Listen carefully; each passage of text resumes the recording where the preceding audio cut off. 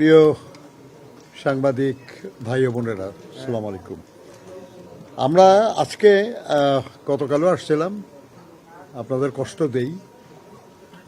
আজকেও আসতেই হলো আমাদের, কারণ মেজর কয়েকটা আমাদের খুব অপছন্দনীয় ঘটনা ঘটেছে, যার জন্য আমরা মনে করেছি যে এটা আমাদের না খালি সারা দেশের মানুষ অপছন্দ করতেছে। বিষয়টি নির্বাচন কমিশনকে জানানো দরকার, যাতে করে এরকম অপছন্দের কাজ আর না ঘটে। এর মধ্যে একটা হলো যে আপনারা দেখেছেন যে সৈয়দপুর এয়ারপোর্টে একজন রাজনীতিবিদ, তার কাছে বেশ কিছু একটা বড় অঙ্কের টাকা পাওয়া গেছে। এটা নিয়ে আপনার অনেক আলোচনা হচ্ছে, অনেক কিছু। তো আমরা বলছি না আর কি যে এটা কোনো এটা ন্যায় অন্যায় ইত্যাদির বিচার তো হবে বিচারের মতো, কিন্তু যে সময়ে ঘটনাটা ঘটছে এই সময়ে এটা মানে প্রশ্নবোধক হয়ে যায় আর কি, এটা মনে রাখা দরকার। এরপর আমরা দেখলাম লক্ষ্মীপুরে একজন প্রার্থী, একই দলের একজন প্রার্থী নিজে টাকা পেমেন্ট করতেছে, এটার ভিডিও বের হয়ে গেছে। এরপরে বিভিন্ন জায়গায় আমাদের কাছে রিপোর্ট আছে, যে আমরা বলতে পারি আপনাদের যে সৈয়দপুরের তো গেল, এটা চাঁপাইনবাবগঞ্জের শিবগঞ্জে টাকা বিতরণকালে হাতে নাতে একজন জামাতের নেতা আটক হয়েছে।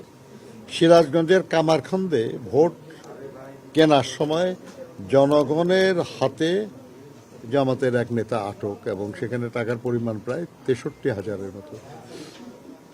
একদম পকেট থেকে বের করতেছে লোকরা আর কি, যে গেছে, মানে এমন লোকজনের কাছে যা বলেছে তার মধ্যে ভুল লোকের কাছে বলে ফেলছে বোধহয়। বরগুনা 2 পাথরঘাটা ইউনিয়নে টাকা এবং অস্ত্রসহ 2 জন আটক। নোয়াখালী গণিপুর 6 নম্বর ওয়ার্ডে টাকা এবং হ্যান্ড বেল্ট সহ আটক। ময়মনসিংহ 1, এটা হলো ধোবাউড়া উপজেলা, সেখানে সাবান, শ্যাম্পু, তারপরে এগুলোর বিতরণের সময় এটা বেআইনি, এখন এই মুহূর্তে তো এগুলো প্রচারণা বন্ধ, এগুলোর জন্য আটক হয়েছে। চট্টগ্রাম 9, ওই এলাকায় একজন জামাত নেতা কর্তৃক চাল, ডাল, তেল, ময়দা ইত্যাদি বিতরণকালে জনতা বাধা দিয়েছে আর কি, যে এটা পারেন না আপনারা করতে, আপনারা করতেছে। রাজশাহীর গোদাগাড়ী থানায় 8 নম্বর ওয়ার্ডে আলিপুর গ্রামে টাকা নিয়ে ভোট কিনতে আসা জামাত নেতা জনগণের হাতে আটক। তারপরে সিলেট আপনার বাংলাদেশ খেলাফত মজলিসের প্রার্থী মুসলিউদ্দিন, ওনার পক্ষে অর্থ বিতরণকালে ওখানের একজন জামাত নেতা আটক। ফেনী 1-এ জামাত প্রার্থী এক নারী ভোটারকে টাকা দেওয়ার ভিডিও প্রকাশ, এটা আমাদের ভিডিও আমরা এখানে দিয়ে আসছি সেগুলো। তারাকান্দা ময়মনসিংহের, এখানে ভোটারদের টাকা দেওয়ার সময় জামাত নেতা জনতার হাতে আটক। তারপরে কক্সবাজারের রামু থানার কাওয়ার খোপে ইউনিয়নের 8 নম্বর ওয়ার্ডে জামাত সহসভাপতি এবং একটা মসজিদের খতিব মিস্টার হাসান, তিনি ভোট কেনার টাকা দেওয়ার সময় সেনা পুলিশ অভিযানে বিপুল পরিমাণ টাকা সহ আটক হয়েছেন। বগুড়া 4 কাহালু উপজেলার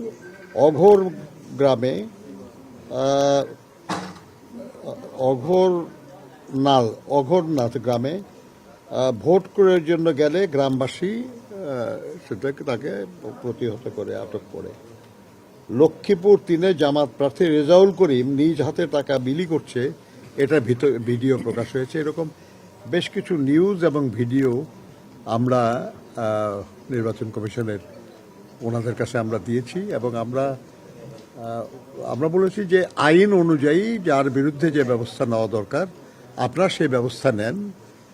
এবং আপনারা জনগণকে একটু আশ্বস্ত করেন যে এই বিষয়টা আপনারা পছন্দ করেন না, এবং আর কেউ যেন এইটা না করে, সেটা যে দলেরই হোক, যাতে না করে কেউ, সেই জন্য আপনারা একটা হুঁশিয়ারি বার্তা আপনাদের তরফ থেকে যাক। কারণ আফটার অল মানুষ নির্ভর করছে যে নির্বাচন কমিশন এই ব্যাপারে শক্ত পদক্ষেপ গ্রহণ করবে। ওনারা বলেছেন আর কি যে তারা ব্যবস্থা নিচ্ছেন এই ব্যাপারে আর কি।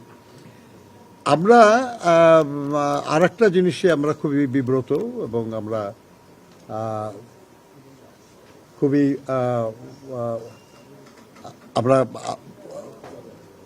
অসন্তুষ্ট বলতে পারেন। সেটা হলো যে আমরা পত্রিকায় দেখলাম, বেশ কয়েকটি পত্রিকায় এবং টিভির যে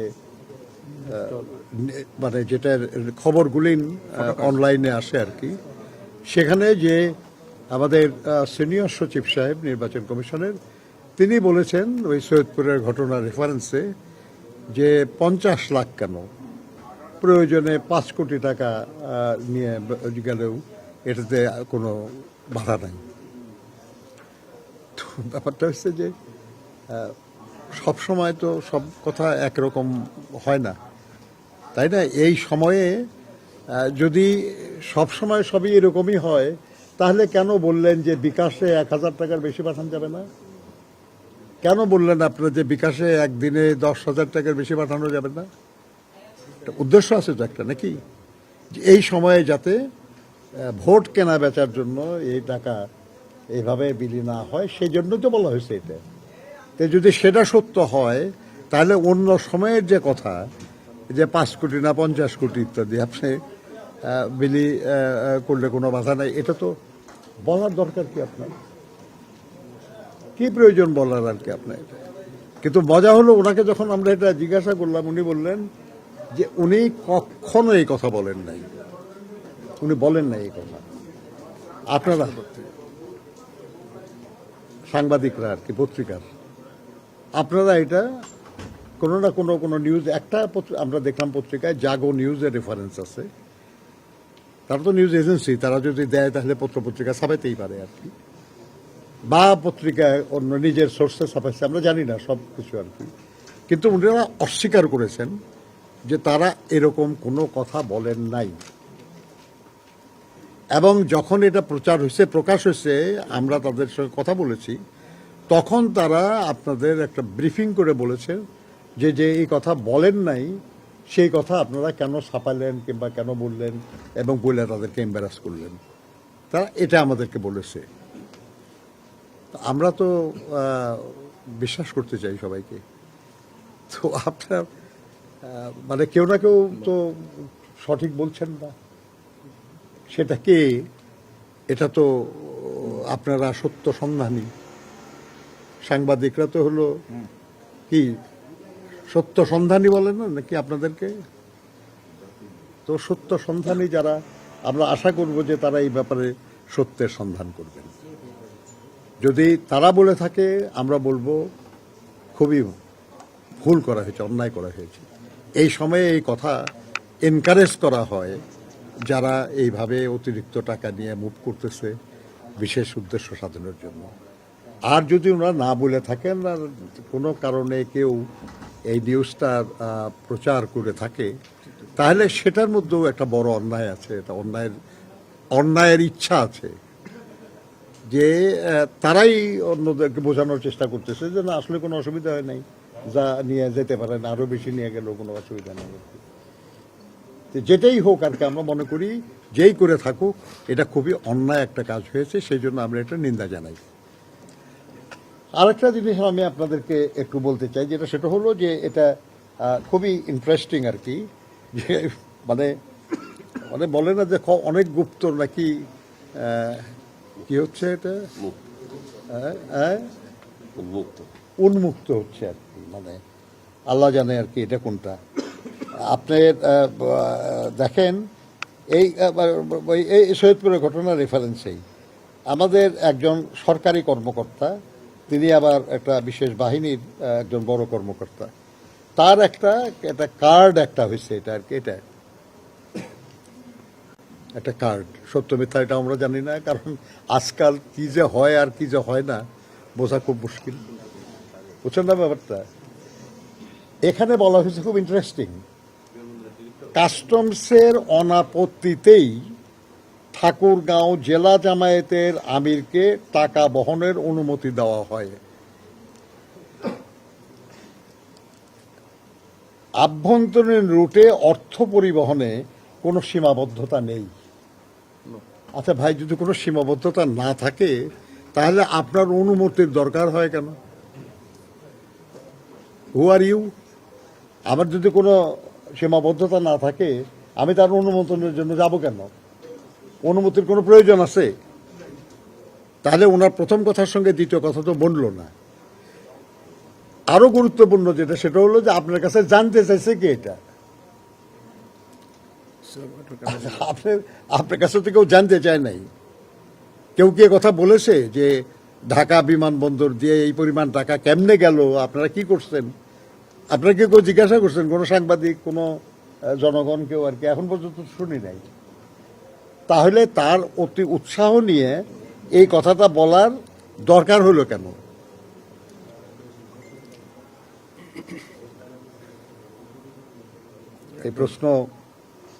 এই প্রশ্ন করার এবং তার জবাব নেওয়ার অধিকার আপনাদের। ডোমেস্টিকে কাস্টমসের কোনো ব্যাপার নেই আমরা জানি যে ডোমেস্টিক ফ্লাইটে এখানে তো কোনো কাস্টম চেকিংও হয় না, তাই না? তো কিসের জন্য ওনার বলা লাগবে? এবং উনি কি? উনি হলেন নির্বাহী পরিচালক শাহজালাল বিমানবন্দর। মানে কেউ জানতে চাইল না নিজের উদ্যোগে এই ল্যাঙ্গুয়েজে যে ঠাকুরগাঁও জেলা জামায়াতের আমিরকে টাকা বহনের অনুমতি দেওয়া হয়। তার মানে ওনার কোনো দোষ নাই, আমরা এই অনুমতি দিছি এবং কোনো অসুবিধা হয় না। কোনো দরকার আছে বলার?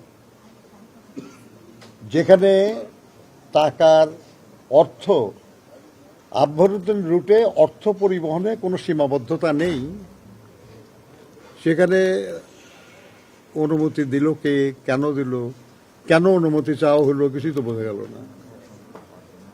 আমরা এই ব্যাপারগুলি ফিসি, বুঝতে কষ্ট হয়। আমরা একটা জটিল সময়ে যাচ্ছি। আমাদের প্রতিপক্ষ খুব দুর্বল না। যারা দীর্ঘদিন দেশ শাসন করেছে তাদের প্রচুর বেনিফিশিয়ারি আছে এখানে, যারা এই নির্বাচনটাকে বানচাল করার চেষ্টা করতে পারে। আমাদের দেশের ভেতরেও যারা বিজয় সম্পর্কে যাদের দুশ্চিন্তা আছে কিংবা পরাজয় সম্পর্কে যারা নিশ্চিত, তারাও অনেকেই চেষ্টা করতে পারে নির্বাচনটাকে বাধাগ্রস্ত করার। সেরকম সময়ে কোনো ব্যক্তি, কোনো প্রতিষ্ঠান যেন নির্বাচনের বিরুদ্ধে কোনো অবস্থান না নেয়, এটাই তো প্রত্যাশিত। যদি কেউ নেয়, আমরা তাদেরকে জনগণের প্রতিপক্ষ বলে বিবেচনা করি।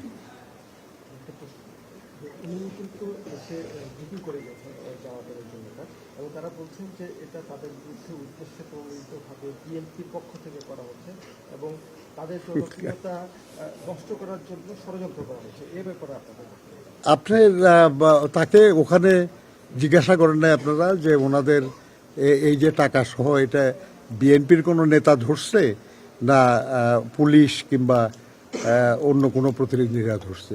জিজ্ঞাসা করছেন আপনারা? কি বলছে তারা? আরে ভাই, ষড়যন্ত্র করবো কি মুশকিলের ব্যাপার? তারা বলেছে এটা একটা নাটক সাজানো হয়েছে। এই নাটকের অভিনেতা কি তারাও? তারা ছাড়া তো নাটক হবে না নাকি? 100 বার নিতে পারে, 1 কোটি বার নিতে পারে, এটা নিয়ে প্রশ্ন নেই আমাদের। কিন্তু নাটক যদি হয়, নাটকের সব অভিনেতা অভিনেত্রীদের তো সম্মত হইতে হবে নাটকে, নাকি? ওনারা কি সম্মত ছিলেন এটাতে, নাটকে? আমার প্রশ্ন যেটা, সেটা হলো যে তাদের, আমরা তো জানতামও না, আমাদের জানার কথা না, কারণ এটা ধরেছে পুলিশ। আমরা যতটুকু জানি, পুলিশ কি বিএনপির পুলিশ নাকি? আমরা বিএনপি ক্ষমতা এখন, আমাদের হুকুম মতো চলে বিএনপি, এই পুলিশ। লোক তো বরঞ্চ অন্য কথা বলে। তাই না? কিন্তু প্রশ্ন সেটা না, প্রশ্ন হচ্ছে আচ্ছা, আরেকটা বিষয় একটু জানতে চাইছিলাম। ঢাকা 15 আসনে আপনার 13টি বুথ পুড়িয়ে দেওয়া হয়েছে। বুথ ঠিক না, তাদের নির্বাচনী ক্যাম্প গতকালকে পুড়িয়ে দেওয়া হয়েছে বললে আজকে এটা ওই ষড়যন্ত্রের রেফারেন্স এটা জিজ্ঞেস করতেছেন নাকি? আজকে যে আলোচনা তার মধ্যে তো এটা নাই। না, জামাত আজকে অভিযোগ করে গেছে কিছুক্ষণ আগে। খুবই অন্যায় হয়েছে যদি কেউ করে থাকে, ইঙ্গিত করে খুব অন্যায় হয়েছে, এবং আমরা দাবি করব যেটা উপযুক্ত তদন্ত করে যেই করে থাকুক তার দৃষ্টান্তমূলক শাস্তি দেওয়া হোক। আপনি এখন বললেন যে নির্বাচন বানচালের একটা ষড়যন্ত্র হতে সেটাও হতে পারে, এবং সেটা তো আমি বলেছি যে আমরা করতেছি না, সেই ষড়যন্ত্র অন্য কেউ করতেছে। কাজে এই ঘটনাও তারাও ঘটায় থাকতে পারে। কাজে আমরা দাবি করছি, আমরা চাচ্ছি যে এর উপযুক্ত তদন্ত হোক এবং যে দায়ী তার বিরুদ্ধে দৃষ্টান্তমূলক ব্যবস্থা নেওয়া হোক। সার্বিকভাবে নির্বাচনের পরিবেশ কেমন রয়েছে? So far so good. আপনাদের নেতাকর্মীরা নাকি জামায়াতের এজেন্ট, পোলিং এজেন্ট হিসেবে যারা দায়িত্ব পালন করবেন তাদেরকে হামলা করছেন, তারা এমন অভিযোগ করেছে। তারা আরো বলেছেন তাদের মধ্যে কে এজেন্ট আমরা কি জানি এখনো? এবং তারা বলছে এটা কিন্তু আগে ঘোষণা করে কেউ? তারা জনগণকে নিয়ে প্রতিরোধ করবে আগামীকাল থেকে, কোনো অবস্থাতে নির্বাচনের মাঠ সরে যাবে না। আমরাও তাই করব। যেই নির্বাচন প্রতিরোধের চেষ্টা করবে, যেই নির্বাচনে বিশৃঙ্খলা সৃষ্টির চেষ্টা করবে, আমাদের করা লাগবে না, জনগণ নিজেরাই প্রতিহত করবে। সেটা যদি আমরাও করি তাহলে জনগণ আমাদেরকে প্রতিহত করবে। সার্বিকভাবে ইসির ভূমিকা আপনারা আসলে কতটুকু? বল আমাদের ধারণা আর কি যে তারা আরো শক্তিশালী ভূমিকা পালন করতে পারতেন।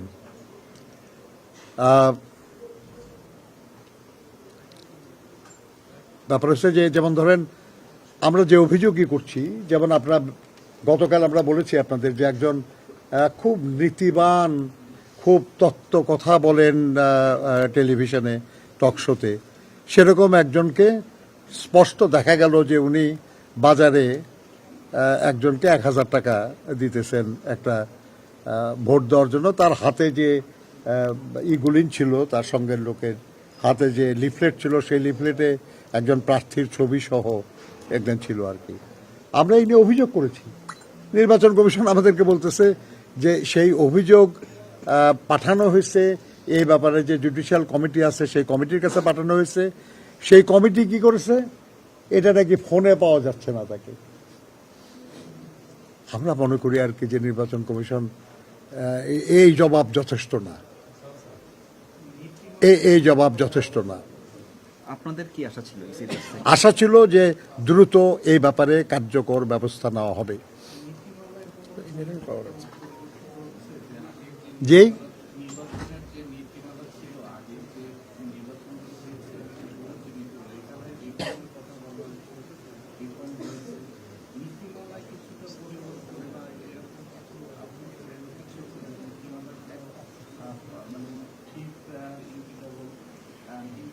আপনি দেখেন ডকুমেন্টে কি বলা আছে, এটা তো মানুষ অনুভব করবে, বা এটার সুফল বা কুফল যাই হোক মানুষ অনুভব করবে কার্যকরণে, তাই না? তো আমরা মনে করি যে এগুলো ডকুমেন্ট কোনোটাই চিরস্থায়ী না, কোনোটাই মানে চিরন্তন না। ত্রুটি থাকলে সংশোধন করা যেতে পারে। তবে আমাদের জানা মতে যে নিয়ম আছে এখনো, নির্বাচনী বিধিমালা যেভাবে আছে, তাতেও এই বিষয়গুলি আরো দ্রুত সম্পাদন করা সম্ভব ছিল। কিন্তু আগামীকালকে নির্বাচন, আপনারাও বলছেন যে নির্বাচন বানচালের একটা ষড়যন্ত্র করছে, জামায়াতে এই অভিযোগটা করেছে। আসলে কারা এই বানচালের ষড়যন্ত্র করছে? এটা তো খুব সবাই জানেন আপনারা যে যারা এই পরিবর্তনের প্রতিপক্ষ, তারা একটা, আর একটা হলো আমি একটু আগে বলেছি আপনাদের, যারা নির্বাচনে নিজেদের বিজয় নিয়ে দুশ্চিন্তাগ্রস্ত, কিংবা যারা তাদের পরাজয় সম্পর্কে নিশ্চিত, তারাও করতে পারে, অসম্ভব কিছু না। আর খারাপ লোক তো আছেই আর কি, ব্যক্তি খারাপ আছে না, যে আর কিছু লাগবে না, আপনার ক্ষতি করতে পারলেই খুশি হয়, কোনো না কারণ ছাড়াও করতে পারে। কিন্তু আমরা মনে করি যেটা সেটা হলো যে এই চেষ্টা থাকার পরেও জনগণের আগ্রহ তার চেয়েও বেশি, একটা নির্বাচনটা হোক এবং সুষ্ঠুভাবে হোক, সেটা চাওয়ার আগ্রহ আরো বেশি শক্তিশালী। ফলে আমরা বিশ্বাস করি আর কি যে নির্বাচন সুষ্ঠুভাবে হবে ইনশাল্লাহ। বিজয়